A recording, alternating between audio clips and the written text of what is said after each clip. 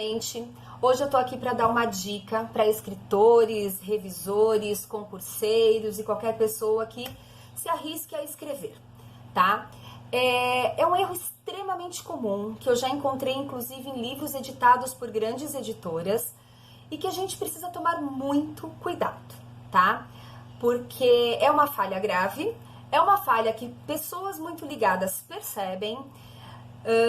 O mundo tá cheio de pedante gramatical, então eles vão olhar aquilo e vão depreciar o trabalho do autor, tá? Mas é extremamente comum, é algo que acontece muito, eu leio muito livro de produção independente, eu encontro bastante esse tipo de situação, que é a impessoalidade do verbo haver.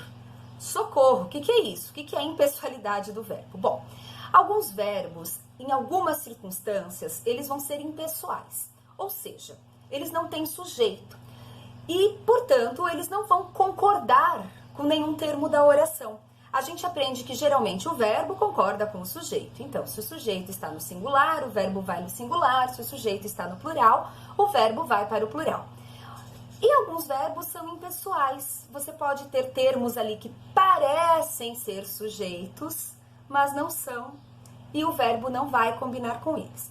O mais frequente, né, o que acontece com uma frequência muito grande, muito maior, é o verbo haver e o verbo fazer também em algumas circunstâncias, eu vou falar dos dois.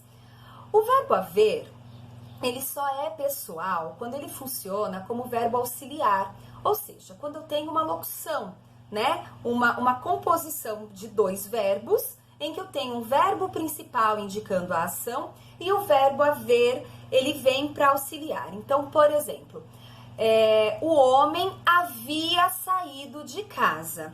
Nesse caso, eu tenho a expressão havia saído, é uma locução verbal em que o verbo haver é auxiliar. E o homem é o sujeito dessa ação. Se eu trocar esse sujeito que está no singular por um sujeito no plural, o verbo haver vai combinar com ele, vai concordar com ele. Então, se eu falar os homens, eu vou dizer os homens haviam saído. Até aí, ok. Mas esse verbo, ele pode funcionar, né? Ele pode aparecer sozinho, com o sentido de existir, ter, né? Ou indicando tempo decorrido, tá? Então, se eu falo assim, havia uma maçã em cima da mesa, certo? Tinha uma maçã. Maçã não é sujeito do verbo haver. Portanto, se eu trocar essa palavra por uma outra no plural, o verbo não vai mudar. Esse é um caso em que ele é impessoal. E a gente vê com muita frequência as pessoas dizendo haviam frutas na fruteira, haviam pessoas na praça.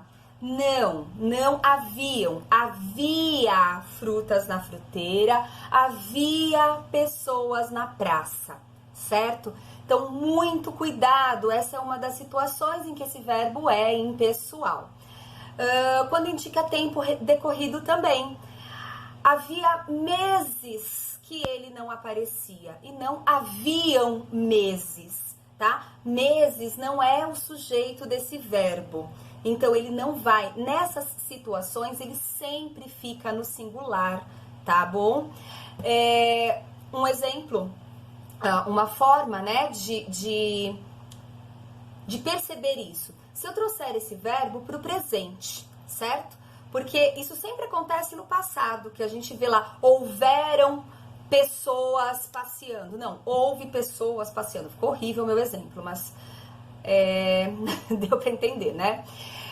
Se eu trouxer o verbo para o presente, a gente não vê ninguém falando frutas na fruteira. A gente diz há frutas na fruteira. Ah, mas aí é lógico, ninguém fala Ora, o plural do verbo haver no presente, na terceira pessoa, né, no presente, é Eles hão de descobrir o que vai acontecer, né? No caso da locução verbal, a gente coloca ele no plural. Então, se no presente ele permanece no singular, e isso é óbvio pra gente, precisa se tornar óbvio também no passado. A mesma coisa vai acontecer com o verbo fazer quando ele está indicando tempo decorrido. Não fazem meses que eu estou dentro de casa. Não fazem dias que as coisas aconteceram.